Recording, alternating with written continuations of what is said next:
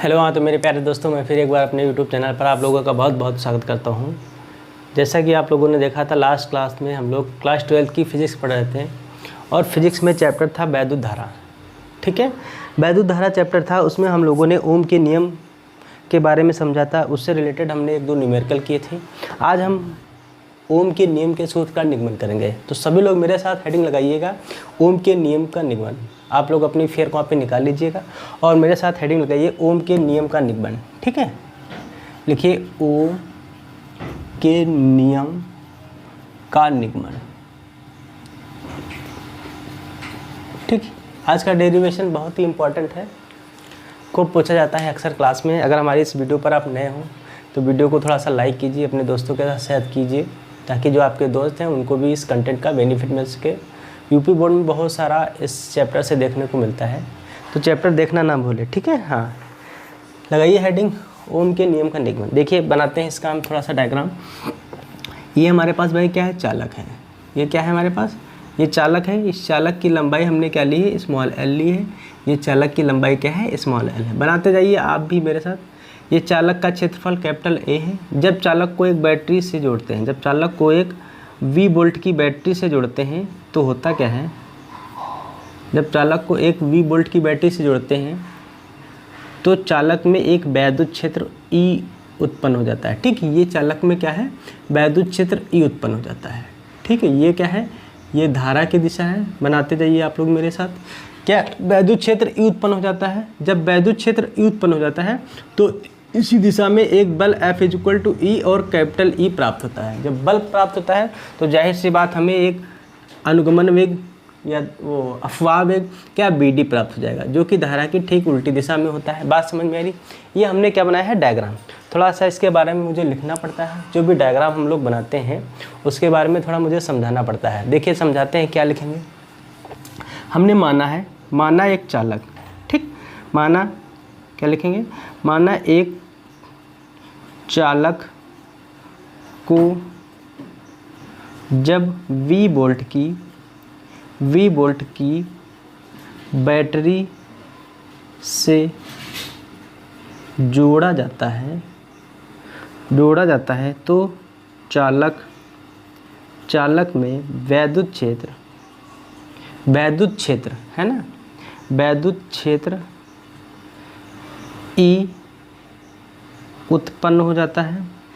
ठीक है, उत्पन्न हो जाता है। क्या, चालक में वैद्युत क्षेत्र E उत्पन्न हो जाता है। ठीक है, चालक क्या लिखेंगे, चालक पर बल F = E और कैपिटल E प्राप्त होता है ना। चालक की लंबाई स्मॉल एल क्या है, स्मॉल एल। चालक की लंबाई क्या है, स्मॉल एल। तथा चालक का क्षेत्रफल कैपिटल ए प्राप्त होता है। क्या प्राप्त होता है। ठीक है, परिपथ में प्रवाहित धारा क्या लिखेंगे, परिपथ में प्रवाहित धारा स्मॉल आई है। क्या है, परिपथ में प्रवाहित धारा क्या है, स्मॉल आई है। इतनी बात हमें समझानी पड़ती है। बात समझ में आ रही, इतनी बात हमें समझानी पड़ती है। जो हम डायग्राम बनाते हैं उसके बारे में लिखना पड़ता है। क्लियर हुई बात, इतनी बात नोट करिए आप लोग। दिख रहा है क्लियर कायदे से, हाँ, साफ दिखना चाहिए। दिख तो रहा साफ यार, हाँ। ठीक, परिपथ में धारा क्या प्रवाहित होती है, I। तो धारा I = NEAVD इंटू में T फार्मूला हमें मिला था, लास्ट क्लास में हम लोगों ने पढ़ा था। अगर समय है तो समय रखेंगे, क्षेत्रफल है तो क्षेत्रफल रखेंगे, N है तो N रखेंगे, VD है तो VD रखेंगे। यहाँ पर T का कोई जिक्र नहीं, तो समीकरण हम क्या मान लेंगे, ये फर्स्ट मान लेंगे मेरे भाई। बात समझ में आ रही, बोलो बात समझ में आ रही। यदि इलेक्ट्रॉन का अनुगमन में क्या लिखेंगे, यदि इलेक्ट्रॉन का क्या है, यदि इलेक्ट्रॉन का अनुगमन वेग VD है। क्या है, VD है।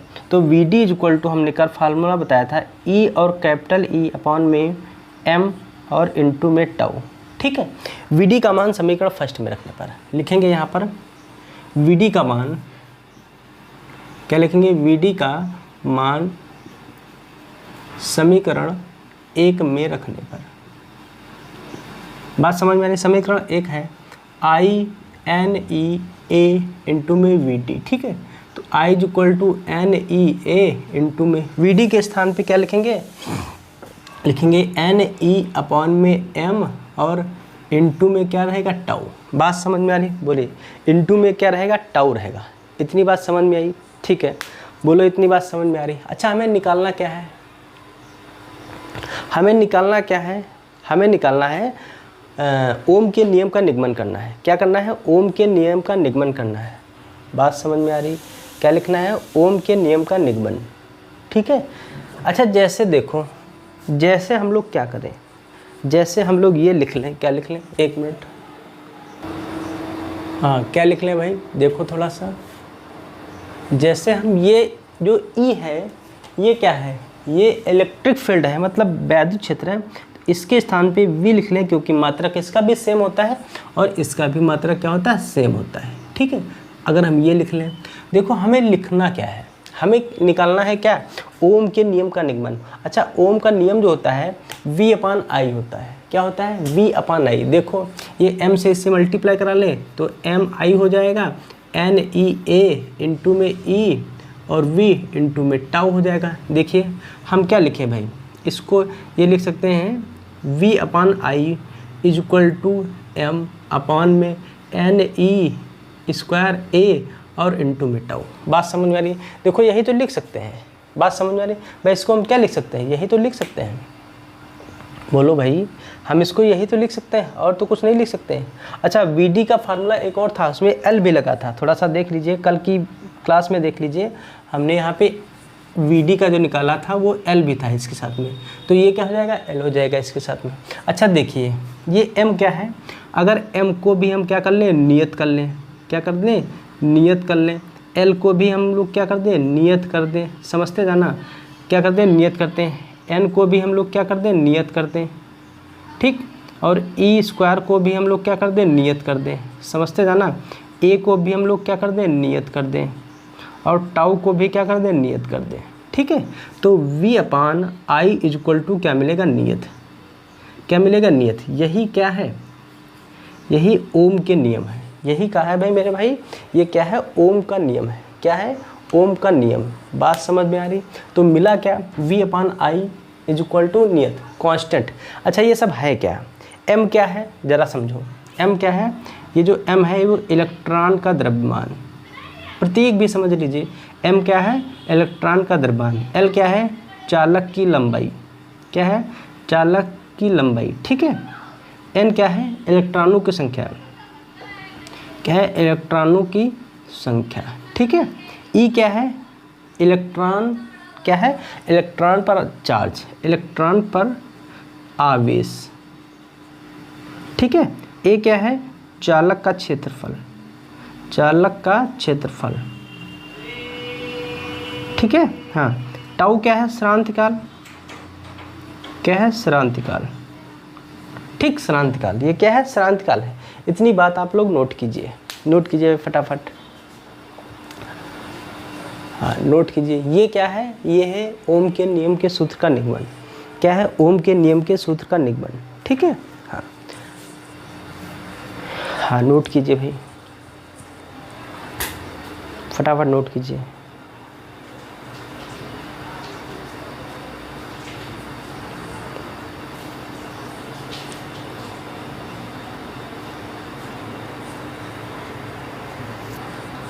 हो गया नोट, ठीक। देखिए कुछ इम्पॉर्टेंट बातें समझते हैं इससे हम। इम्पॉर्टेंट बात क्या है, कुछ महत्वपूर्ण बातें हैं जो कि हमें बहुत काम आएंगी। काम कब आएंगी, जब हम लोग क्वेश्चन सॉल्व करेंगे तब काम आएंगी। वो महत्वपूर्ण बात हम लोग समझ लेते हैं थोड़ा सा। देखिए अभी अभी जो हमें फार्मूला मिला है, अभी अभी जो हमने फार्मूला देखा है, क्या देखा है, V upon I is equal to M L अपान में क्या है भाई, M L अपान में NE स्क्वायर A इंटू में टाउ। ये फार्मूला मिला है, ठीक। ये फार्मूला मिला है। हम करते क्या है, ज़रा करते क्या है देखिए। फिर हमें क्या मिला है, V upon I is equal to क्या मिला है, R मिला है।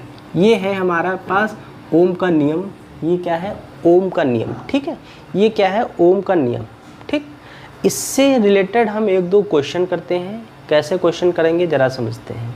ठीक, अच्छा ये जो आर है इससे कहते क्या है ये भी समझ लो। ये इससे बोलते हैं प्रतिरोध। ये जो आर है इससे क्या बोलते हैं, प्रतिरोध बोलते हैं, वैद्युत प्रतिरोध। क्या बोलते हैं, प्रतिरोध। बात समझ में आ रही है। ये क्या है, आर प्रतिरोध होता है, जिसे नियतांक का नाम, नियत्र का नाम देते हैं। क्लियर हुई बात कि नहीं क्लियर हुई, बोलो भाई, बात समझ में आ रही है। हाँ, एक क्वेश्चन लिखते हैं, क्वेश्चन करते हैं हम लोग, देखते हैं क्वेश्चन क्या है हमारे पास। देखिए, हाँ लिख लीजिएगा, सब नोट जरूर कीजिएगा। ठीक है, हाँ देखिए क्वेश्चन लिखते हैं भाई। एक हम क्वेश्चन कह रहा, तार के अनुप्रस्थ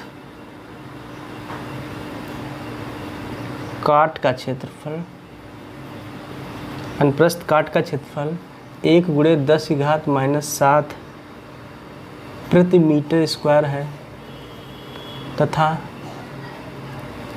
क्या, तथा तार में मुक्त इलेक्ट्रॉनों की संख्या 2 × 10⁻28 प्रति मीटर क्यूब है। ठीक है, तार में 3.2 एम्पियर की धारा प्रवाहित हो रही है तो ज्ञात करो। ठीक है, पहला क्वेश्चन, तार में धारा, क्या लिखना है, पहला क्वेश्चन, तार में धारा घनत्व, तार में धारा घनत्व क्या लिखना है, तार में धारा घनत्व। दूसरा है इलेक्ट्रॉन का अनुगमन वेग। ठीक, ये दो बातें हमसे पूछ रहे हैं, निकालनी है। दो बातें क्या करनी है, निकालनी है। देखिए पहले क्षेत्रफल क्या दे रखा है, ए की वैल्यू है 1 × 10⁻⁷ प्रति मीटर स्क्वायर। ठीक है, हाँ इलेक्ट्रॉनों की संख्या कितनी दे रखी है, इलेक्ट्रॉनों की संख्या हमें दे रखी है। अच्छा, धारा कितना है, धारा है 3.2 एम्पियर। क्या है, धारा 3.2 एम्पियर है। पहला क्वेश्चन क्या है, धारा घनत्व। पहला देखिए क्या करें, धारा घनत्व। ठीक है, तो धारा घनत्व J = I/A होता है। हमें लगता है यही फार्मूला होता है, I/A होता है। I की वैल्यू 3.2, A कितना है, 1 × 10⁻⁷, तो 3.2 × 10⁻+7, ये क्या हो जाएगा, धारा घनत्व। ये क्या हो जाएगा, धारा घनत्व। ये हो जाएगा एम्पियर प्रति मीटर स्क्वायर। ठीक, ये पहले क्वेश्चन, ये क्या है भाई, ये पहले क्वेश्चन का सलूशन है। क्या है, पहले क्वेश्चन का सलूशन है। दूसरा क्वेश्चन क्या कह रहा था, धारा इलेक्ट्रॉन का अनुगमन वेग। अच्छा, I = NE A × में VD होता है, तो VD = क्या हो जाएगा, I/NE A हो जाएगा। यही तो हो जाएगा। हमें जो जो फार्मूले में दे रखा हो वो हम लिखते जाए। अगर समय हो तो T लिख लेंगे, अगर समय हो तो क्या लिख लेंगे, T लिख लेंगे। बात समझ में आ रही, समय हो तो क्या लिख लेंगे, T। अच्छा देखिए, धारा कितनी निकल के आई है, 3.2 × 10⁻⁷। N कितना है, Na की वैल्यू हमें दे रखी है क्वेश्चन में। Na की वैल्यू कितनी दे रखी है भाई, हाँ 2 × 10⁻28 कितना है, 2 × 10⁻28 है। हाँ, Na की वैल्यू ये है और E की वैल्यू ये हम लिखते हैं Na, ऐसे लिखते हैं Na × में E। ये 2 × 10⁻28 है, ये पूरा Na की वैल्यू है, याद रखना। ठीक है, E की वैल्यू कितनी होती है, 1.6 × 10⁻⁻19। ठीक है, देखिए भाई, पॉइंट से पॉइंट हटाओ, 16 × 1 = 16, 16 दूनी होती है 2 से 2 क्या हो गया, कैंसिल हो गया। ठीक है, तो VD = जो मिल रहा ये 10�7 हो गया। ठीक, ये 28 प्लस का है, 19 माइनस का है, तो बचेगा 9। कितना बचेगा, 9 ही तो बचना चाहिए। प्लस का 9 तो ऊपर जाएगा माइनस का 9, तो 10⁻⁻ -9, तो 10⁻⁻ -2। ठीक है, VD की जो वैल्यू मिल रही है, जो VD की वैल्यू मिल रही 10⁻⁻2 मीटर प्रति सेकंड। ठीक है, इस टाइप का क्वेश्चन आपसे बोर्ड में पूछता है। ठीक है, नोट कीजिए भाई, हाँ नोट कीजिए, नोट कीजिए, फटाफट नोट कीजिए।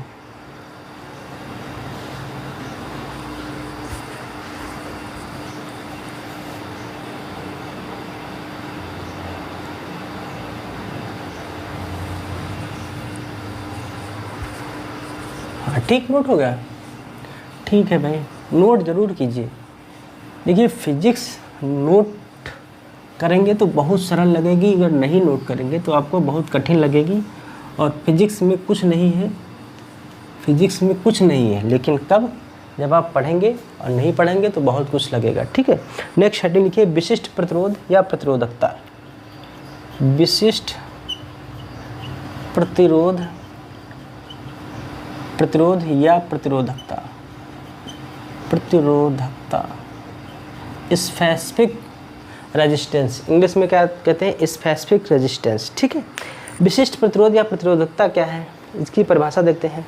देखिए, किसी चालक में उत्पन्न वैद्युत क्षेत्र, क्या लिखेंगे, किसी चालक में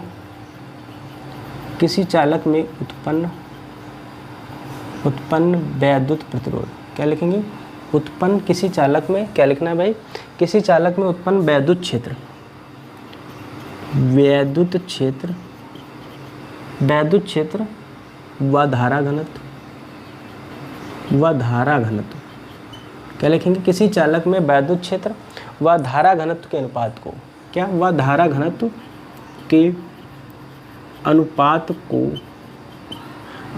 को विशिष्ट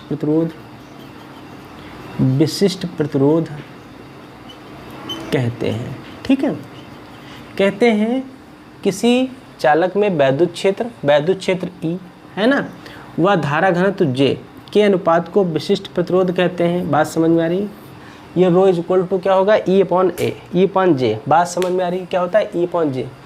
ये विशिष्ट प्रतिरोध की परिभाषा है, किसी चालक में वैद्युत क्षेत्र और धारा घनत्व के अनुपात को क्या कहते हैं, विशिष्ट प्रतिरोध कहते हैं। विशिष्ट प्रतिरोध को रो से प्रदर्शित करते हैं। क्लियर हुई बात। अच्छा देखो कुछ इंपॉर्टेंट बातें, E = अगर मान ले V/L लिख दें, क्या लिख दें, V/L लिख दें, और J = I/A होता है, क्या होता है, A/I होता है। रखो दोनों की वैल्यू, तो फार्मूला क्या मिलेगा। हम कुछ यहाँ से एक्स्ट्रा बातें समझ रहे हैं। देखो जो क्वेश्चन हमारी एक्सरसाइज में है इस टॉपिक में, उन क्वेश्चन का फार्मूला अगर हम डायरेक्टली क्वेश्चन हल करते समय बताऊं तो आपको समझ में नहीं आएगा, इसलिए उन सभी फार्मूलों का मैं प्रूफ यहाँ पर दे रहा हूँ, ये फार्मूला कैसे आया गया। ठीक है, जब हम क्वेश्चन सॉल्व करेंगे तो आपको फार्मूला समझ में आएगा कि सर ने बैक क्लास में करवाया है, इसलिए सारे फार्मूले हम प्रूफ करा रहे हैं। ठीक, मतलब करने का हमें कोई इशू नहीं है। यहाँ पर हमसे पूछ रहा था विशिष्ट प्रतिरोध, विशिष्ट प्रतिरोध क्या होता है, मैंने परिभाषा लिखा दी और इसका फार्मूला लिखा दिया, बस बात खत्म। लेकिन ये सब मैं इसलिए करा रहा हूँ क्योंकि आप न्यूमेरिकल सॉल्व करते समय कोई समस्या ना हो। ओके, हाँ ठीक है। देखिए ई के स्थान पे क्या लिखेंगे, ई के स्थान पे क्या लिखेंगे भाई, V/L, क्या लिखेंगे, V/L। जे के स्थान पे I/A, क्या लिखेंगे, I/A। तो V/L हो जाएगा, इनटू में A/ क्या हो जाएगा, I हो जाएगा। तो क्या बचेगा, VA/, सही है, VA/AI। क्या मिलेगा, VA/AI। क्लियर हो रहा है कि नहीं, बात समझ में आ रही, आई नहीं, हाँ ठीक है, L होगा, एक L होगा भाई, हाँ V/L होगा, क्या हो जाएगा, L हो जाएगा। थोड़ा सा इसको हम सही क्रम में लिखें, सही क्रम में क्या कहता है, V/I, इसको ब्रैकेट में कर लें, और A/L भी लिख सकते हैं। ये एक विशिष्ट प्रतिरोध का एक और फार्मूला मिला है जिससे हम क्या कर सकते हैं, आसानी से क्वेश्चन को सॉल्व कर सकते हैं। बात समझ में आ रही, बोलो भाई बात समझ में आ रही, बोलो भाई बात समझ में आ रही है। अच्छा V/I होता क्या है, देखो अभी भी हमने आपको बताया है, V/I जो होता है वो होता है R, वो क्या होता है, R। तो देखिए एक और फार्मूला यहाँ से थर्ड फार्मूला हम बना रहे हैं, तो रो इज इक्वल टू R हो जाएगा, RA/ में क्या हो जाएगा, L हो जाएगा। बोलिए समझ में बात आ रही कि नहीं समझ में आ रही, बोलिए भाई। भाई V/I क्या होता है, R होता है। ओम के नियम से V/I क्या होता है, R होता है। तो V/I के स्थान पे क्या लिख लें, R। तो देखो कितने इसके फार्मूले मिले हैं, 3 फार्मूले मिले हैं। कितने? 3 फार्मूले हमें मिले हैं किसके? विशिष्ट प्रतिरोध के। अब ये 3 फार्मूले अगर हम ना बताएं, ये 3 फार्मूले अगर हम ना बताएं और डायरेक्टली क्वेश्चन हल करते समय हम लिख दें तो आपको समझ में नहीं आएगा, दिमाग से उड़ जाएगा, ऊपर धुआं धुआं हो जाएगा। कहाँ से आया? फिर कहोगे सर जी कहाँ से ले आए हो ये फार्मूला? ठीक है, क्या कहोगे? कहाँ से ले आए हो? अब देखिए इसके मात्रक की हम बात करते हैं। मात्रक की देखिए, मात्रक, पहला मात्रक क्या हो जाएगा? हाँ भाई, पहला मात्रक इसका क्या हो जाएगा? पहला मात्रक क्या हो जाएगा? ओम मीटर। क्या हो जाएगा? ओम मीटर। क्या हो जाएगा? ओम मीटर। ओम मीटर कैसे हो जाएगा जरा समझो। देखिए रो इज इक्वल टू क्या मिला है? Rho is equal to R A upon में एल। ठीक है, जरा समझो। देखिए ओम, ये तो हो गया ओम। ठीक है, ये क्या हो जाएगा? Metre square. नीचे क्या हो जाएगा? मीटर। तो ये स्क्वायर से मीटर कैंसिल हो जाएगा, तो क्या हो जाएगा? ओम मीटर। ओम मीटर, पहला मात्रक ओम मीटर हो गया। ठीक है, पहला मात्रक क्या हो जाएगा? ओम मीटर। बात समझ में आ रही है? इस फार्मूले से हम मात्रक निकाल सकते हैं। कोई फार्मूले से आप मात्रक निकाल दो, सब सही हो जाएंगे, कोई गलत नहीं होंगे। ठीक है, क्या हो जाएंगे? सब सही हो जाएंगे, कोई गलत नहीं हो जाएंगे। ओम मीटर। ठीक, ये इसका क्या हो गया? मात्रक हो गया। बीमा क्या हो जाएगी भाई? बीमा भी देखो, बीमा फार्मूला है आर ए अपॉन एल। ठीक है, rho is equal to R A upon L. अच्छा देखो, आर ए अपॉन एल, तो इसकी हम बीमा लिख लेते हैं। बीमा आप लोग लिख लीजिएगा, ये जाएगी M L square T minus 3 A square. ये हो जाएगी काहे की बीमा? इन दोनों की। और एल की बीमा क्या हो जाएगी? ए हो जाएगी, ए हो जाएगी। तो ये क्या हो जाएगा? M L cube T minus 3 A square. ये क्या हो जाएगी भाई? ये बीमा हो जाएगी। नोट कीजिए, फटाफट नोट कीजिए। ठीक है, फटाफट नोट कीजिए, नोट कीजिए। हाँ, राशि कैसी, ये भी पूछ लेता है कभी कभार। ये राशि कैसी, जो विशिष्ट प्रतिरोध है, ये कैसी राशि है, ये भी पूछता है। तो याद रखना, ये अदिश राशि है। कैसी राशि है? अदिश राशि। कौन सी राशि है? अदिश राशि है। जो विशिष्ट प्रतिरोध है, ये कैसी राशि है? अदिश राशि। क्लियर हुई कि नहीं बात? हाँ, एक और नोट पॉइंट लिख लो, और जब लिख रहे हो तो लिखते जाओ। जो विशिष्ट प्रतिरोध होता है, ये किस पर निर्भर करता है? तो लिखिए, विशिष्ट प्रतिरोध की निर्भरता। हेडिंग लिखना, विशिष्ट प्रतिरोध की निर्भरता। किस किस पर निर्भर करता है? देखिए किस किस पर निर्भर करता है। तो चालक के पदार्थ पर। पहली बात, चालक के पदार्थ पर। विशिष्ट प्रतिरोध चालक के पदार्थ पर निर्भर करता है। ठीक है, पहली बात क्या होगी? चालक के पदार्थ पर निर्भर करता है। दूसरी बात, चालक के ताप पर। चालक के ताप पर, ताप पर। दो बातों पर विशिष्ट प्रतिरोध क्या करता है? निर्भर करता है। बोलो भाई, बात समझ में आ रही? बोलिए, कोई डाउट किसी को? कोई doubt? No doubt, note down it. हाँ, कोई डाउट नहीं तो नोट करते रहिए, जरूरी है नोट करना। ठीक है, नोट कीजिए भाई।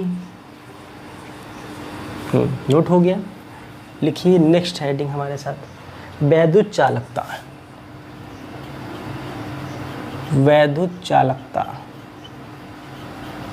ठीक, वैद्युत चालकता क्या है? देखिए हम फार्मूला लिख रहे हैं, फार्मूला लिख रहे हैं C is equal to 1/R। देखिए वैद्युत चालकता को पहली बार C से प्रदर्शित करते हैं। R क्या है? वैद्युत प्रतिरोध। तो किसी चालक में वैद्युत प्रतिरोध के व्युत्क्रम को क्या कहेंगे? वैद्युत चालकता। परिभाषा क्या लिखेंगे? किसी चालक में वैद्युत प्रतिरोध के व्युत्क्रम को, है ना, व्युत्क्रम को वैद्युत चालकता क्या कहते हैं? वैद्युत चालकता कहते हैं। ठीक है भाई, इससे C से प्रदर्शित करते हैं। ठीक है, इसे C से क्या करते हैं? प्रदर्शित करते हैं, रिप्रेजेंटेड बाय C। ठीक है, देखिए इसका हम मात्रक बात करते हैं। मात्रक, हेडिंग लिखना मात्रक। देखिए C is equal to 1/R। अच्छा, R इज इक्वल टू क्या होता है? V/I।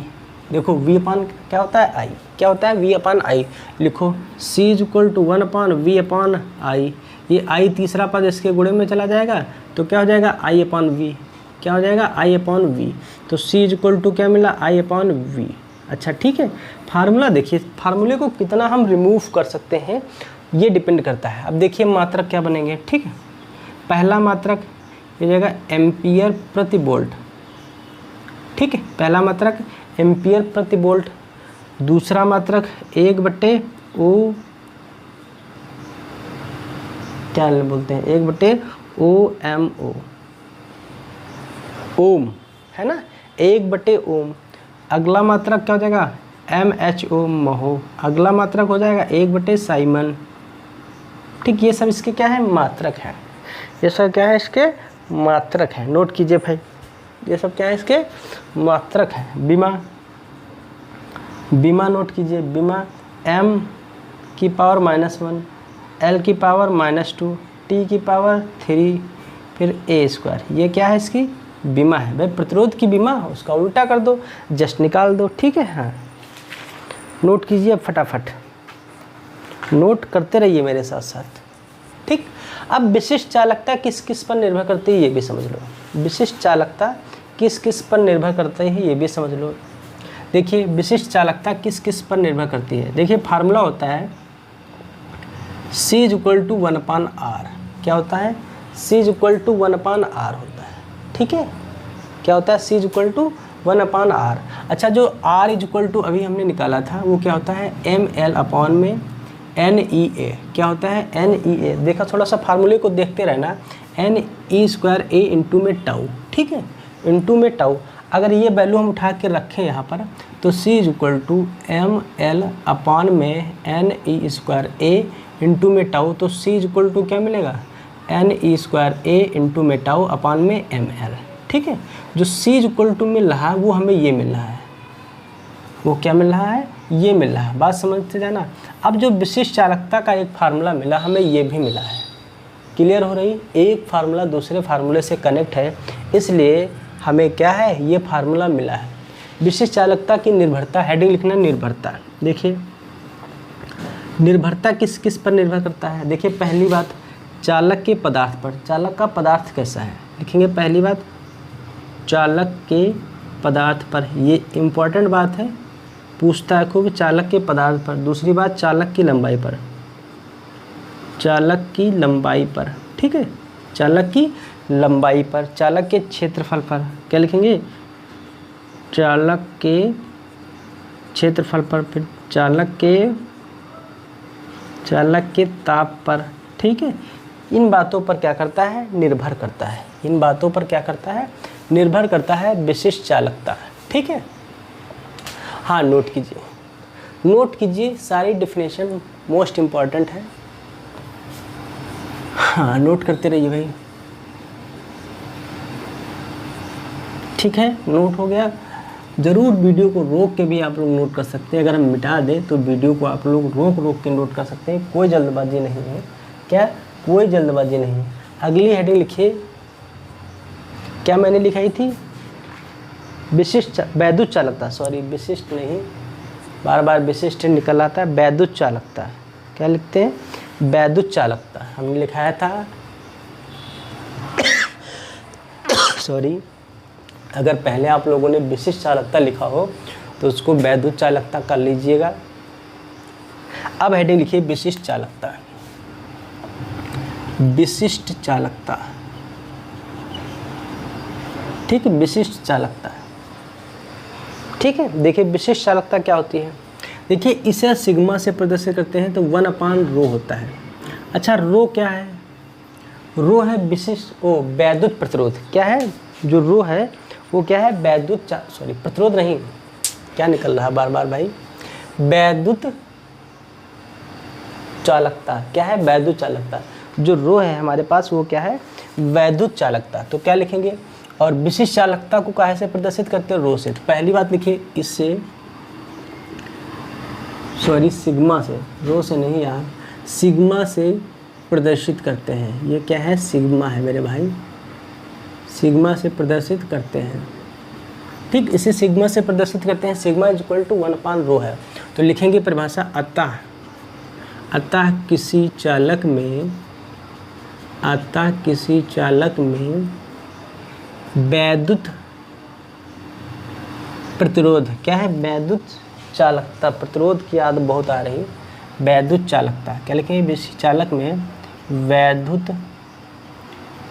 चालकता के व्युत्क्रम को, क्या लिखेंगे, के व्युत्क्रम को विशिष्ट चालकता कहते हैं। क्या कहते हैं, विशिष्ट चालकता, विशिष्ट चालकता कहते हैं। ठीक है, क्या कहते हैं, विशिष्ट चालकता, क्या कहते हैं भाई, विशिष्ट चालकता। अच्छा देखिए फार्मूला कैसे हम इसके बनाते हैं। फार्मूला होता है sigma is equal to 1/ρ, sigma is equal to 1/ρ। ठीक है, देखिए इसके मात्रक की अगर हम बात करें तो जो मात्रक होगा, क्या होगा, मात्रक हो जाएगा पहला ओम मीटर, क्या हो जाएगा, ओम मीटर। ठीक, पहला मात्रक क्या हो जाएगा, ओम मीटर। ठीक है, ओम मीटर। दूसरा इसका मात्रक हो जाएगा महोमीटर। ठीक है, महोमीटर। इसके दो मात्रक होंगे, इसकी बीमा भी लिख लो आप लोग, ये बीमा हो जाएगी ml² t ml-2 t² और t³ a²। ये क्या हो जाएगी भाई इसकी, ये बीमा हो जाएगी। ठीक है, नोट कीजिए बीमा, हाँ बीमा नोट कीजिए। ठीक है, नोट कीजिए, फटाफट नोट कीजिए।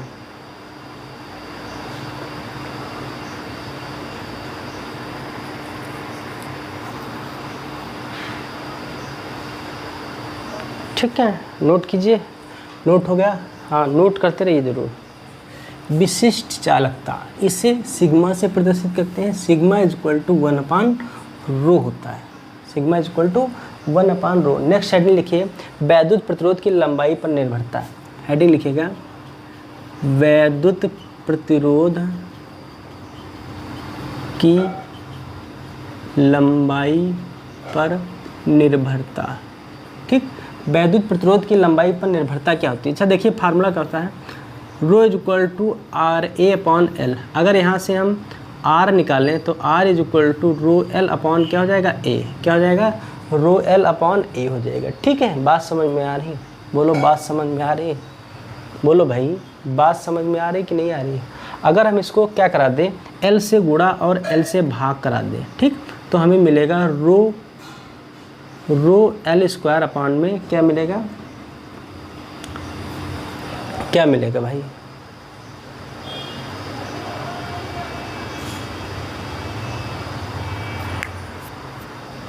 ρL अपॉन में क्या मिलेगा,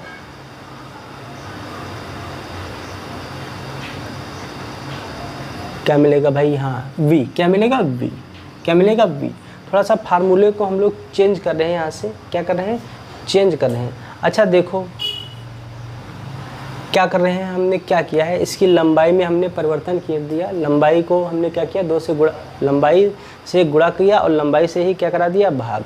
अच्छा देखो अगर R इज इक्वल टू, हमें क्या करें, ये जो हमारे पास है रो को हम क्या कर दें, कांस्टेंट कर दें। एक फार्मूला बना रहे हैं, यहाँ से कांस्टेंट कर दें, और V को भी हम क्या कर दें, कांस्टेंट कर दें। क्या कर दें, कांस्टेंट कर दें। ठीक है, कांस्टेंट कर दें तो हमें जो वैल्यू मिल रही है, तो R डायरेक्टली प्रोपोर्शनल L, यही तो मिल रहा। देखो ज़रा क्या मिल रहा है, अगर रो और V को हम कांस्टेंट कर दें तो L² मिलेगा। ठीक है, तो देखिए अगर हम यहाँ से R1 डायरेक्टली प्रोपोर्शनल L1² लिखें, ये समीकरण क्या हो जाएगी, फर्स्ट हो जाएगी। ठीक है, अगर यहाँ से हम R2 डायरेक्टली प्रोपोर्शनल L2² करें, क्या करें, L2², तो ये समीकरण क्या हो जाएगी, सेकंड हो जाएगी। समीकरण फर्स्ट को समीकरण सेकंड से क्या करा दो, भाग करा दो, तो मिलेगा क्या, R1 upon R2 is equal to L1² upon में L2²। ठीक, ये हमें क्या मिलेगा, एक फार्मूला मिलेगा प्रतिरोध और लंबाई के पदों में। क्या मिलेगा, प्रतिरोध और लंबाई के पदों में। बहुत इंपॉर्टेंट फार्मूला है, नोट कीजिए फटाफट, नोट कीजिए भाई, बहुत इंपॉर्टेंट फार्मूला है। फार्मूला है। एक क्वेश्चन हम इससे करते हैं, देखिए ज़रा क्वेश्चन क्या है हमारे पास।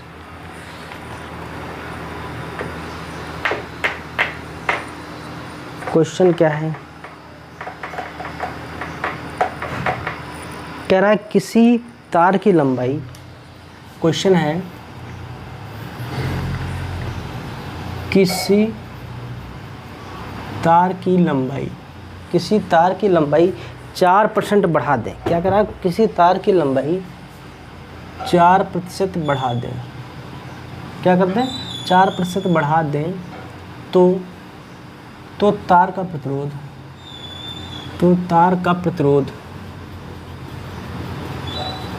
तार का प्रतिरोध कितने प्रतिशत बढ़ जाएगा, कितने प्रतिशत बढ़ जाएगा। क्वेश्चन बहुत इंपॉर्टेंट है, बहुत गजब का क्वेश्चन है। ठीक है, क्या कह रहा है, किसी तार की लंबाई 4% बढ़ा दे तो प्रतिरोध कितने प्रतिशत बढ़ जाएगा, ये क्वेश्चन पूछ रहा है आपसे। ठीक है, देखिए भाई, हम इसकी लंबाई मान लेते हैं L1 इक्वल टू क्या है, L है, और जो R1 है वो क्या मान लेते हैं, R है। जो प्रतिरोध पहला है वो क्या है, R है, और पहली लंबाई क्या है, L1 है। कह रहा है इसकी लंबाई में 4% बढ़ा दें, तो जो इसकी L2 होगी भाई, वो क्या होगी, L2 होगी। बढ़ा किस में रहे, लंबाई में ही तो बढ़ा रहे हैं 4%। अच्छा, 4% जब बढ़ा रहे हैं तो लंबाई का निकाल दो, लंबाई का 4%। बोलो, बात समझ में आ रही। तो प्रतिरोध कितने प्रतिशत बढ़ जाएगा, ये आपसे क्वेश्चन पूछ रहे हैं। तो R2 कितने प्रतिशत बढ़ जाएगा, ये क्वेश्चन पूछ रहे हैं आपसे। तो देखिए L2 इक्वल टू क्या हो जाएगा, L प्लस L का 4%, मतलब L इंटू 4/100, 4 एकम 4 संयम कितना होता है, 100।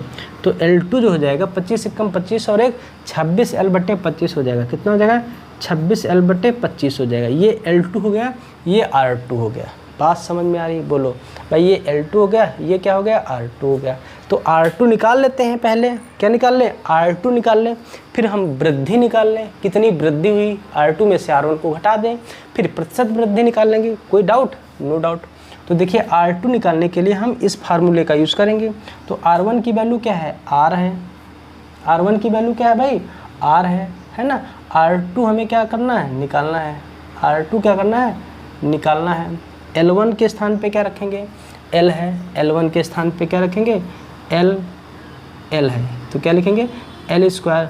L2 के स्थान पे क्या लिखेंगे, 26 L/25 का होल स्क्वायर। ठीक, तो ये हो गया R/में R2 हो गया। ठीक है, R/में क्या हो गया, R2 हो गया। क्लियर हो रही बात कि नहीं क्लियर हो रही।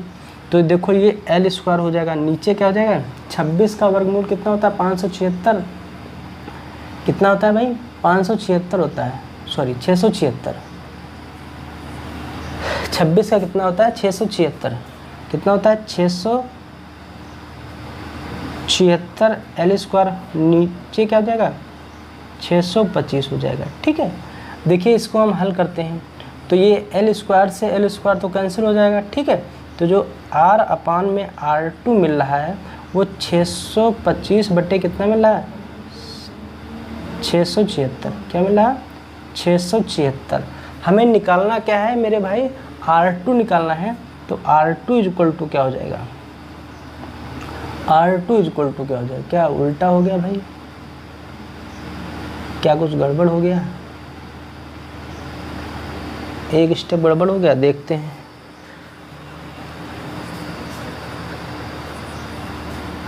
अच्छा हाँ सही, तो 676 क्या है, 676। अच्छा, यहाँ पे क्या लिखना है, 676 बटे 625 है ना। समझ में बात आ रही है। अब निकालना क्या है हमें, ओ नो सही तो है यार, वही सही था। अरे यार भाई, हमारे पास जो वैल्यू है, हाँ सही है, ये 625 बटे 676 है। थोड़ा सा देख लीजिए, कैलकुलेशन आप लोग भी अपने आप से कर लीजिए, कोई जल्दबाजी नहीं है। अब देखिए इसकी क्रॉस मल्टीप्लाई कराएंगे। ठीक है, तो ये R2 इक्वल टू क्या हो जाएगा, ये हो जाएगा R हो जाएगा, ये हो जाएगा 676 हो जाएगा, ये हो जाएगा R2 हो जाएगा, R2 हो जाएगा, ये 625 हो जाएगा। हमें निकालना है R2, तो क्या हो जाएगा भाई, 76 बटे 625 हो जाएगा, और ये क्या हो जाएगा आर, ये क्या हो जाएगा आर, ये निकल के आर आया है। अब निकालते हैं प्रतिशत वृद्धि। क्या निकालेंगे? प्रतिशत वृद्धि। प्रतिरोध में कितनी वृद्धि हुई यही निकालना है। तो हम क्या करेंगे, R2 में से R को माइनस कर लेंगे, ठीक है। तो R2 कितना है 676 R बटे 625, ठीक है, माइनस का R क्या है, R1 है, R है, इसके नीचे 1 मान लो, तो 676 हो गया, R हो गया, ये हो गया 625 हो गया, R हो गया, नीचे 625 हो गया, ठीक। ये घटाओ, ये जो बच रहा है ये मेरे भाई कितना बच रहा है, ये हो जाएगा R हो जाएगा, ये हो जाएगा 1 हो जाएगा, ये 51 हो गया, कितना 625, ठीक। जो R निकल के आया, प्रतिशत वृद्धि जो निकल के आई है वो कितनी निकल के आई है, 51 R बटे 625 निकल के आई है। अब हमें निकालना है प्रतिशत वृद्धि, ठीक है, प्रतिशत वृद्धि, सॉरी, ठीक, प्रतिशत वृद्धि। तो प्रतिशत वृद्धि क्या होता है, वो होता है वृद्धि कितनी हुई है, वृद्धि फार्मूला क्या होता है, वृद्धि बटे प्रारंभिक मान और गुणे 100, ठीक है। वृद्धि कितनी हुई, 51 R बटे 625, ठीक है, 51 R बटे 625। प्रतिशत वृद्धि कितनी थी, कितनी थी प्रतिशत वृद्धि, यही तो थी भाई, क्या थी, R थी, प्रारंभिक मान क्या था, R, क्या था प्रारंभिक मान R। तो R क्या करें, इसके गुणे में लिख दें और नीचे क्या लिख लें 100, R से R कैंसिल हो जाएगा भाई, इसको काट लो, 25 चक्कू 100 हो गया, 25 संयम 625 होता है, ठीक है। तो ये कितना हो गया, ये हो गया 4 हो गया, ये 5 चक्कू 20 हो गया, 200 हो गया, बट्टे कितना हो गया 25 हो गया, 25 80 कितना होता है 200 हो गया है ना, बचेगा कितना 4 हो जाएगा, कितना 40, फिर 25 से कम 25, 25 चक्कू 100, जो प्रतिशत वृद्धि हो गई 8.14% हो जाएगी, ठीक है। बात समझ में आ रही भाई। इस टाइप से क्वेश्चन पूछे जाते हैं आपके बोर्ड एग्जाम में, इस टाइप के क्वेश्चन क्या कर जाते हैं, पूछे जाते हैं आपके बोर्ड एग्जाम में, ठीक है। नोट कीजिए भाई, क्वेश्चन नोट कीजिए, नोट कीजिए फटाफट, ठीक है। मैं एक और क्वेश्चन करा रहा हूँ, ये वृद्धि का था, अब हम कमी का क्वेश्चन करा रहे हैं। देखिए कमी कैसे, किसी चालक की लंबाई, क्वेश्चन है किसी चालक की लंबाई 10% घटा दें तो उस चालक का प्रतिरोध कितने प्रतिशत घट जाएगा, कितने प्रतिशत घट जाएगा, ये क्वेश्चन कह रहा है। देखिए कैसे करेंगे, देखिए सेम तरीका उसी तरह से है जो इससे मैंने पहला क्वेश्चन किया है, उसमें क्या करा प्रतिशत वृद्धि थी, इसमें क्या करा प्रतिशत कमी बताना है। तो देखिए भाई, जो लंबाई L1 है उसको हम क्या मान लेंगे, L मान लेंगे, लंबाई जो L1 है उसको क्या मान लेंगे, L मान लेंगे, जो R1 है उसको क्या मान लेंगे, R मान लेंगे, ठीक है। R1 को क्या मान लेंगे, R मान लेंगे, ठीक है, क्या मान लेंगे, R। हमसे पूछ रहा है जो L2 होगा L1 का 10%, ठीक है, वो क्या हो जाएगा, L2 हो जाएगा। तब हमसे पूछ रहा है R2 कितने प्रतिशत घट जाएगा, कितने प्रतिशत प्रतिरोध घट जाएगा, ये क्वेश्चन हमसे कह रहा है। तो देखिए L2 क्या हो जाएगा, ये L माइनस L का 10%, ये हो जाएगा 100, 10 एकम 10 धाम 100, तो 10 एकम 10, तो L2 हो गया, ये हो गया L माइनस L बट्टे क्या हो गया 10, तो 10 इसके नीचे एक मानो 10L हो जाएगा, क्या हो जाएगा L2 जो हो जाएगा 10L माइनस L अपान में 10 बचेगा, तो 9L बट्टे क्या हो जाएगा 10, ये क्या हो गया L2 हो गया, ठीक है। तो R2 हमसे पूछ रहे थे, देखिए हमने क्या किया था, अब वही फार्मूला फिर लगाएंगे, R1 upon R2 equal to L1 का स्क्वायर अपान L2 का स्क्वायर। तो R1 R है, R2 हमें निकालना है, ठीक है।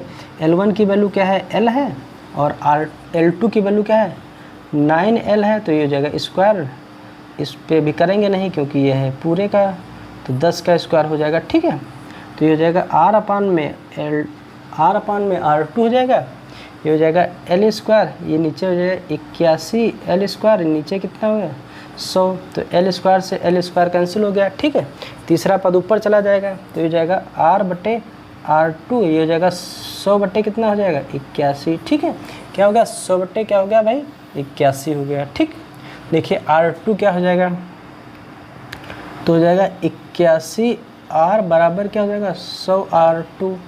ठीक है, तो R2 इक्वल टू क्या हो जाएगा 81 बटे 100 हो जाएगा, और क्या हो जाएगा R हो जाएगा। ये क्या निकल के आया हमारे पास, ये भाई निकल के आया R2। क्या निकल के आया R2। अब R2 निकल गया, R1 निकल गया, तो प्रतिशत कमी निकालें, क्योंकि हमसे पूछ क्या रहा है यहाँ पे कमी पूछ रहा है ना, तो हम क्या निकाल लें प्रतिशत कमी।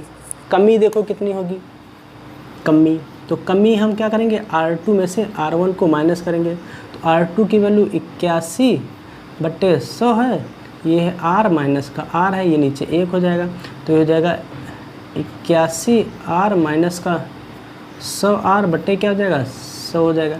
तो ये बचेगा कितना भाई, ये कितना बच रहा है, कितना बच रहा है। देखिए हम R2 में से R1 को करें या R1 में से R2 को करें, बात एक ही, थोड़ा माइनस में हमें दिखाना है, कमी है तो कमी सदैव माइनस में ही रहती, तो हम R1 में से R2 को घटाते भाई। R1 कितना है R है, और माइनस का कितना है 81 बटे 100, ये हो जाएगा R2। ठीक है, तो ये क्या हो जाएगा 100 R माइनस का 81 R हो गया, नीचे क्या बचेगा 100 बचेगा। ठीक है, ये हमें मिलेगी जो कमी मिलेगी, तो कमी कितनी आ रही है 81 में से 100 निकालना है, तो बचेगा कितना 19, कितना बचेगा 19 R बटे कितना हो जाएगा 100। ये हमें मिली है कमी, हमें निकालना है प्रतिशत कमी।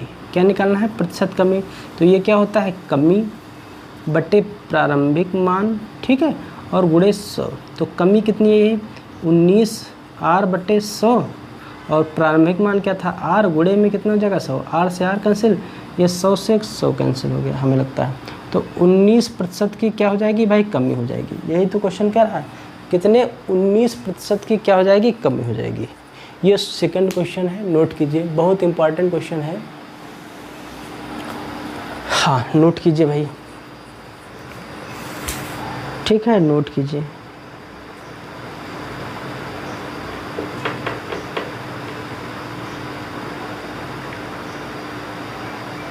ठीक है, नोट करते रहिए भाई। देखिए फार्मूले भी और हमें बनाने पड़ेंगे, फार्मूले बहुत सारे बनाने पड़ेंगे, क्योंकि फार्मूले हम बनाएंगे तो वो सब फार्मूले हमें क्या होंगे, जब हम न्यूमेरिकल सॉल्व करेंगे तो उस टाइम सभी फार्मूले बहुत से यूज होने वाले हैं। तो मैं फार्मूले ही थोड़ा सा देखता हूँ, इधर का हम मिटा रहे हैं, आप लोग नोट करते रहिएगा। वीडियो को आराम से नोट करना, रोक रोक के वीडियो को रोक रोक के नोट करो, कोई जल्दबाजी नहीं है, लेकिन पूरा नोट कीजिए। ठीक है, आधा नहीं नोट करना है, कंप्लीट नोट कीजिए, बहुत इम्पॉर्टेंट क्लास है। देखिए फिर हम क्या करते हैं, कुछ और फार्मूले बनाते हैं।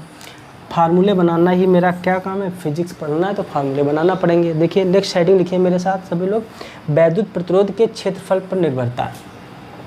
हेडिंग है वैद्युत प्रतिरोध के क्षेत्रफल पर निर्भरता। देखिए हम जो फार्मूला बनाएंगे उससे क्वेश्चन भी कराएंगे, परेशान ना होना। हम कुमार मित्तल की बुक से एक एक न्यूमेरिकल सॉल्व कराएंगे। ठीक है, देखिए फार्मूला क्या बनेगा, जैसे हम बना रहे हैं R इक्वल टू लिख रहे हैं रो L अपॉन A। सॉरी, समझते जाना थोड़ा सा। हम इसको क्या करें, इसको A से गुणा करा दें और A से भाग करा दें, कोई दिक्कत, A से गुणा करा दे, A से भाग करा दे, तो मिलेगा रो V अपॉन में A स्क्वायर। क्या मिलेगा, रो V अपॉन में A स्क्वायर। क्लियर हुई। यहाँ पर क्षेत्रफल हमने क्या बदल दिया, इसका क्षेत्रफल चेंज कर दिया। क्षेत्रफल बदलने पर ये क्षेत्रफल हमने क्या किया, इसका चेंज कर दिया है, तो क्षेत्रफल जब बदल गया तो मिल क्या क्या रहा। अच्छा देखिए हम यहाँ पर क्या करते हैं, यहाँ पर मेरे भाई रो को हम लोग कांस्टेंट करते हैं, ठीक है, और V को भी क्या करते हैं, कांस्टेंट करते हैं। ठीक, तो हमें जो R मिलेगा वो इनडायरेक्टली प्रोपोर्शनल A स्क्वायर के रूप में मिलेगा। क्या मिलेगा? R इनडायरेक्टली प्रोपोर्शनल 1/a के फॉर्म में। अगर यहाँ से हम R1 देखें इनडायरेक्टली प्रोपोर्शनल a1 स्क्वायर, ये समीकरण फर्स्ट हो गई। अगर यहाँ पे R2 देखें तो 1/a स्क्वायर, ठीक है, तो ये क्या हो जाएगी? सेकंड हो जाएगी, ठीक है। तो समीकरण फर्स्ट को समीकरण सेकंड से क्या करेंगे? भाग देंगे।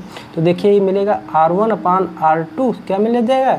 a2 स्क्वायर अपान में a1 स्क्वायर, ठीक, या R1/R2 इक्वल टू a2/a1 का होल स्क्वायर, ठीक। ये क्या मिला है? ये फार्मूला मिला है भाई क्षेत्रफल और प्रतिरोध के पदों में। क्या मिला है?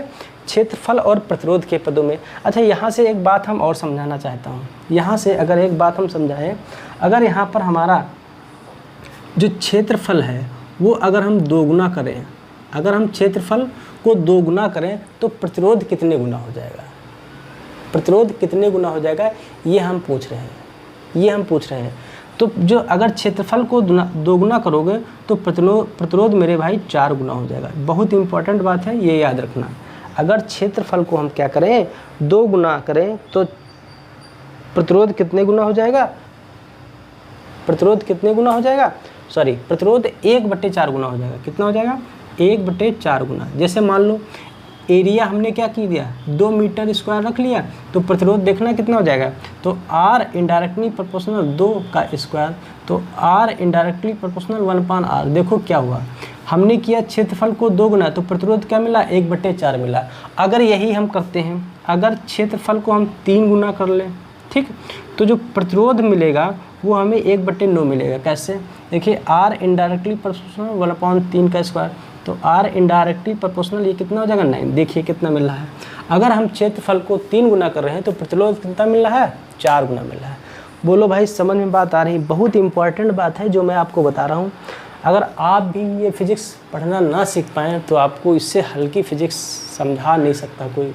ये फार्मूले कोई बताते नहीं हैं मेरे भाई, इन फार्मूले को कोई नहीं प्रूफ कराता है। मैं गारंटी के साथ कह रहा हूँ, जो फार्मूले मैंने आपको प्रूफ करा रहा हूँ ये कोई नहीं कराता है और कोई न्यूमेरिकल नहीं कराता है।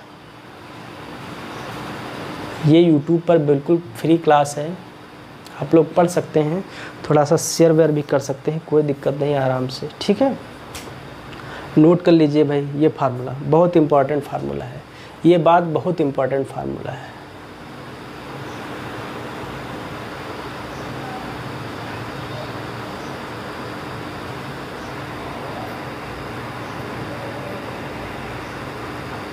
ठीक है, बोलो हो गया। अच्छा, इस फार्मूले को थोड़ा सा हम और बढ़ा रहे हैं आगे। नोट हो गया? ये सब नोट करते रहना, नोट करना बहुत ज़रूरी है। देखिए इस फार्मूले को थोड़ा सा आगे बढ़ा रहे हैं। आगे हम क्या बढ़ा रहे हैं?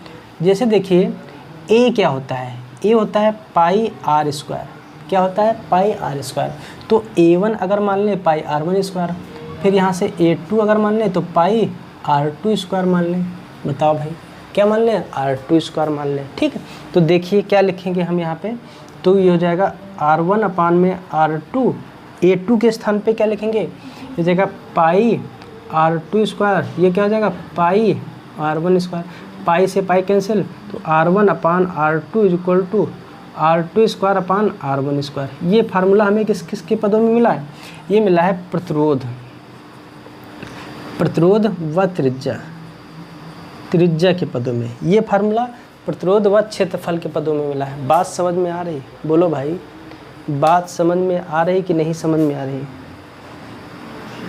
ओ नो नो नो, यहाँ पे स्क्वायर है और उसका भी क्या करना है? स्क्वायर करना है। तो यहाँ पर क्या है? स्क्वायर है, तो यहाँ पर लिख सकते हैं r1 अपान r2, तो r2 अपान r1 की होल पावर 4 मिलेगा, ठीक है। क्या मिलेगा? 4 मिलेगा, ठीक है। हाँ, नोट करते रहिए। अच्छा देखो ज़रा, यहाँ से एक बात और समझें।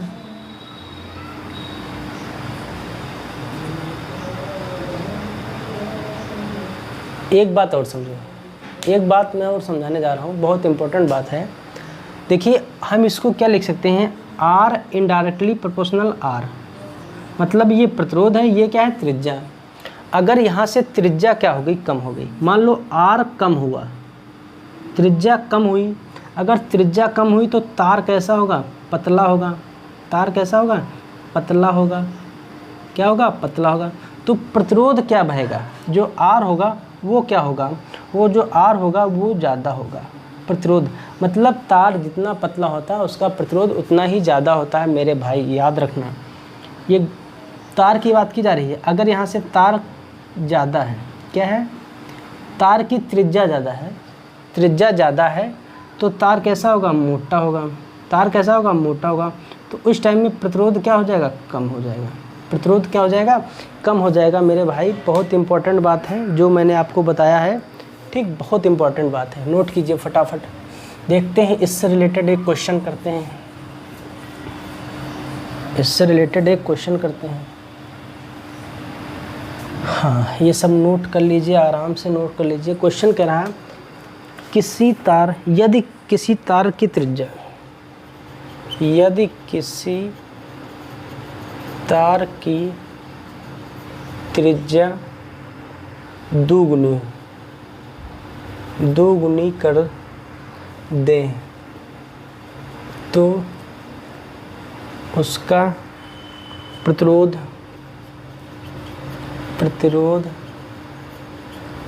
कितने प्रतिशत घट जाएगा, कितने प्रतिशत घट जाएगा। ठीक है, कितने प्रतिशत घट जाएगा ये क्वेश्चन में कह रहे हैं। त्रिज्या दोगुनी कर दो तो प्रतिरोध कितने प्रतिशत घट जाएगा। देखिए भाई, जो R1 है वो क्या है, प्रतिरोध R है, ठीक, और जो त्रिज्या R1 है वो क्या है भाई, R है। हम इसको स्मॉल ही R रखेंगे, स्मॉल ही R रखेंगे। कह रहा है त्रिज्या को क्या कर दो, दोगुनी कर दो तो प्रतिरोध कितने प्रतिशत घट जाएगा। तो जो R2 है वो कितने प्रतिशत घट जाएगा क्वेश्चन में कह रहा है। ठीक है, तो देखिए पहले R2 निकालते हैं तो R1 अपान R2, फिर क्या था R2 अपान R1।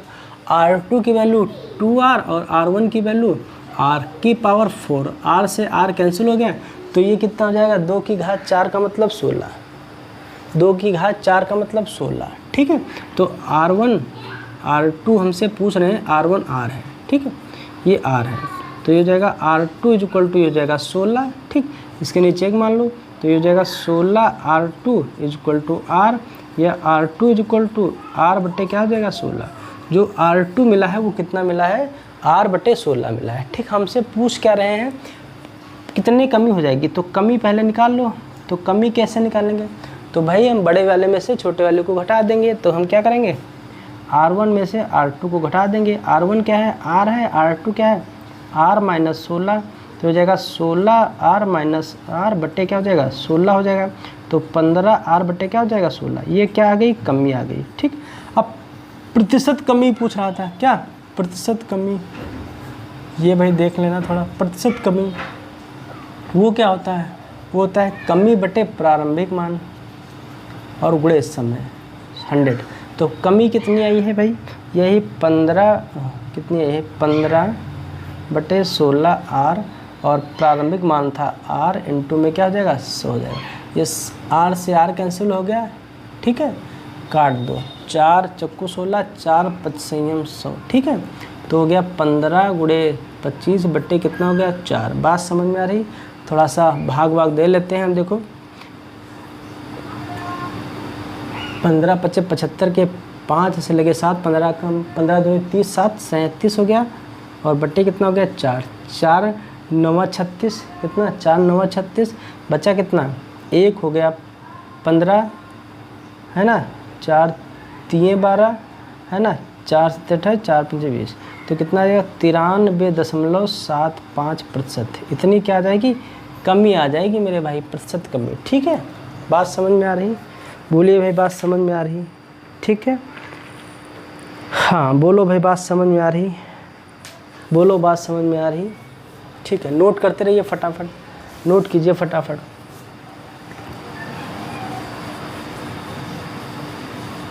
नोट कीजिए फटाफट, नोट कीजिए। ठीक है, नेक्स्ट देखिए, दो तारों की तुलना, हेडिंग लिखिए, दो तारों के प्रतिरोधों की तुलना। लिखिए हेडिंग, दो तारों के प्रतिरोधों की तुलना। दो तारों के प्रतिरोधों की तुलना। देखिए जैसे लिखा है R equal to rho L upon में A। ठीक, ये हमने R1 मान लिया है, तो हमें ये क्या मिलेंगे, ए। ठीक, इसी तरह से R2 देखें तो रो2 L2 अपान क्या लिखेंगे, A2। ठीक, अगर हम क्या करें, R1 को R2 से भाग दे दें तो R1 अपान R2 मिलेगा, ये हो जाएगा, ये क्या हो जाएगा, अरे हो जाएगा रो L1, ये हो जाएगा A1। ठीक, क्या हो जाएगा, A1, क्या हो जाएगा, A1। ये क्या हो जाएगा, रो2 L2 अपान A2। ठीक, क्या हो जाएगा, A2। तो रो1 L1 अपान A1 इंटू में क्या हो जाएगा, इंटू में क्या हो जाएगा, इंटू में ये हो जाएगा भाई, ये A2 ऊपर चला जाएगा। ठीक है, और ये क्या हो जाएगा, रो2 L2। तो इसको हम लिखेंगे क्या, थोड़ा सा सही क्रम में लिख लें, तो रो1 क्या लिख लें, रो1 L1 अपान में रो2 है ना, L2 इंटू में A2 अपान A1 लिख सकते हैं। ठीक है, ये क्या मिल रहा, ये R1 अपान R2 मिला है। ये फार्मूला सुंदर मिला है किस किस के बीच, प्रतिरोधों के बीच और इनके बीच। ठीक है, बोलो भाई समझ में बात आई, बोलो भाई समझ में बात आ रही है। ठीक है, क्लियर हो रही बात कि नहीं। अगर मान लें यहाँ से, अगर हम मान लें रो1 इक्वल टू रो2 इक्वल टू रो, क्या मान लें, रो। ठीक, क्या मान लें, रो। तो यहाँ से हमें मिलेगा क्या, अगर तार एक ही पदार्थ से निकल रहे हो तो R1 अपान R2 लिखेंगे, फिर क्या लिखेंगे, L1 अपान L2 लिखेंगे। ठीक है, फिर क्या लिखेंगे, A2 अपान में A1 लिखेंगे। एक फार्मूला ये भी हो सकता है। ठीक है, प्रतिरोधों के बीच की तुलना करा रहे हैं। ठीक, अगर त्रिज्याओं के बीच देखें तो A1 equal to pi R1 square. ठीक है, ये A1 हो गया। A2 equal to pi R2 square. ठीक है, तो यहाँ से जो मिलेगा हमें R1 upon R2 equal to L1 upon L2 क्या मिलेगा, ये मिलेगा R1 स्क्वायर। ये क्या मिलेगा, ये मिलेगा R1 स्क्वायर। ठीक है, ये क्या मिलेगा, R2 स्क्वायर। ठीक है, क्या मिलेगा, R2 स्क्वायर। ये फार्मूला हो जाएगा। अलग अलग सबके फार्मूले हैं, आप लोग नोट ज़रूर कीजिए, बहुत इंपॉर्टेंट फार्मूले हैं। हाँ, तो ये क्या हुई, दो तारों के बीच प्रतिरोधों की तुलना। ठीक, तो आज की क्लास को मैं अपनी यहीं पर बाइंड अप करता हूँ, फिर नेक्स्ट डे लेकर आऊँगा प्रतिरोधों का संयोजन कैसे करते हैं, ये हम पढ़ाएंगे नेक्स्ट क्लास में। तो आज की वीडियो कैसे लगी, अगर वीडियो अच्छी लगी हो तो वीडियो को लाइक करें, चैनल को सब्सक्राइब करें, अपने दोस्तों के साथ शेयर करने ना भूलें। ओके, तब तक के लिए थैंक यू।